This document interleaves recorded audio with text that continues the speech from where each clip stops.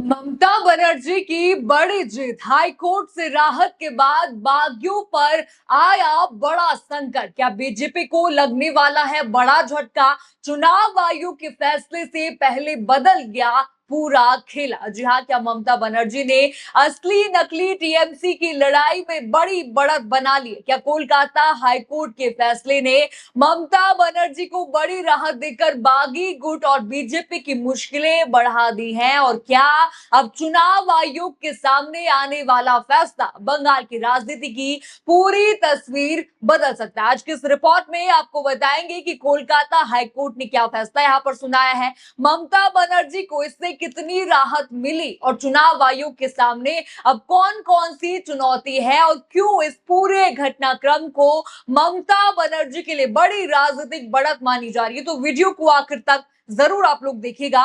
नमस्कार, मैं हूं राधा राणा और आप देख रहे हैं पीआरबी। दोस्तों, इस वक्त की सबसे बड़ी राजनीतिक खबर पश्चिम बंगाल से सामने आ रही है, जहां कोलकाता हाईकोर्ट ने टीएमसी के बैंक खातों को लेकर ऐसा फैसला सुनाया है जिसने पूरे राजनीतिक घटनाक्रम को नई दिशा यहां पर दे दी है। चलिए खबर की शुरुआत यहां पर बड़ी हेडलाइन से करते हैं। जरा बड़ी हेडलाइन आप स्क्रीन पर देखिए। ममता बनर्जी को मिली बड़ी राहत, अब अपने खाते से पैसे निकाल पाएंगी टीएमसी, हाईकोर्ट ने दी मंजूरी।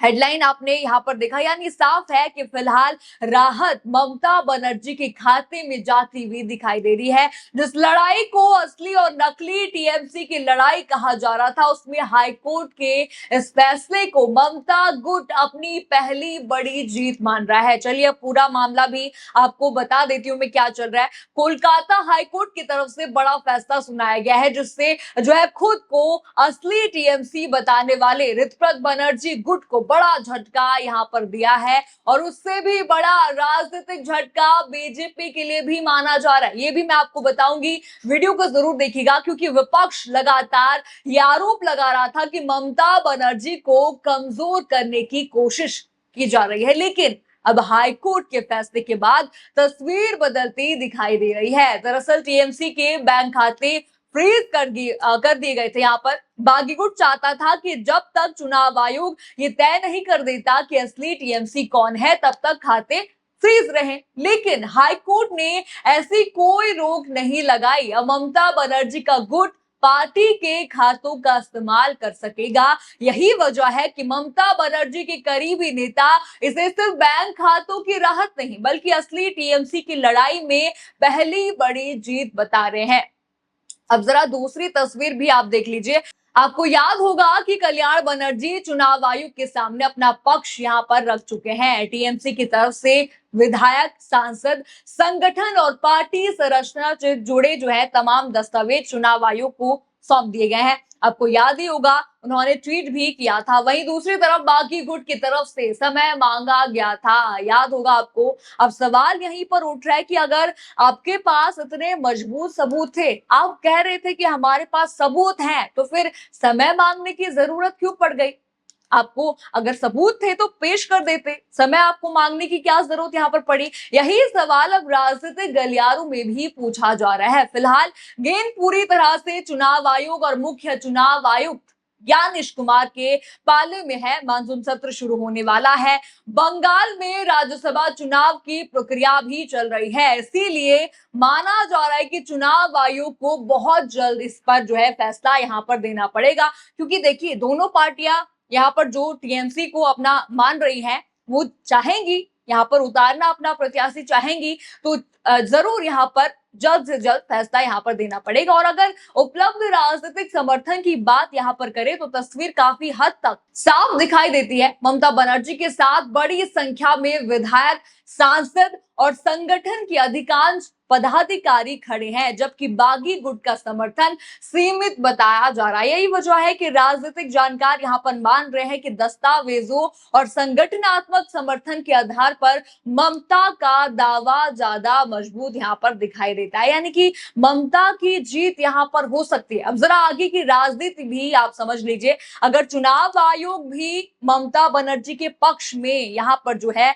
फैसला यहाँ पर सुना देता है तो सबसे पहले बड़ा झटका बागी नेताओं को लगेगा। जी हाँ, क्यों लगेगा वो भी जरा बता दूं, क्योंकि उसके बाद उनकी विधानसभा या संसद सदस्यता पर सवाल खड़े हो सकते हैं, जा भी सकती है, दल बदल कानून भी इन पर लग सकता है, उनकी तहत उनकी सदस्यता जाने की आशंका भी यहाँ पर जताई जा रही है। यानी पहला झटका यहाँ पर बागी गुट को लग सकता है। चलिए दूसरा झटका भी बता दूं, ये किसे लगेगा, ये लगेगा भाजपा को। दूसरा झटका बीजेपी को यहाँ पर लग सकता है, क्योंकि अगर बागी नेताओं की सदस्यता जाती है तो बीजेपी के लिए संसद में संख्या बढ़ाने का पूरा गणित प्रभावित हो सकता है। जो परिसीमन बिल यहाँ पर वो लाना चाहते हैं उसमें भी बड़ा झटका यहाँ पर लग सकता है। जिस मिशन 360 की चर्चा लगातार होती रही उस गणित पर भी असर पड़ सकता है। देखिए इन बागियों की सदस्यता जाएगी, एक तो ये झटका लगेगा भाजपा को, दूसरा इसी जो है इन्हीं बागियों के कारण वो नीतीश नायडू को भी नाराज कर चुके हैं, तो झटका यहाँ पर बड़ा इनको लग सकता है। 360 का मिशन इनका कंप्लीट होना लगभग असंभव यहाँ पर माना जा रहा है। अब जरा एक और तस्वीर भी आपको दिखा देती हूँ। पिछले कई दिनों से खबर आपने यहाँ पर लगातार देखी होंगी, टीएमसी नेताओं पर हमले की खबरें सामने आती रही हैं। कभी अभिषेक बनर्जी, कभी कल्याण बनर्जी के खिलाफ, और अब खुद ममता बनर्जी के विरोध मार्च में भी अंडे फेंके जाने की घटना आपने देखी होगी। इसी बीच एक ट्वीट ने सोशल मीडिया पर काफी यहाँ पर हलचल मचा दी है, वायरल ये ट्वीट हो रहा है। सीजू नवाज का ये ट्वीट है, वे लिखती हैं कि उसमें यहाँ पर लिखा गया है कि उत्तर प्रदेश में समाजवादी पार्टी हारी, लेकिन अखिलेश यादव की सभाओं में अंडे नहीं फेंके गए।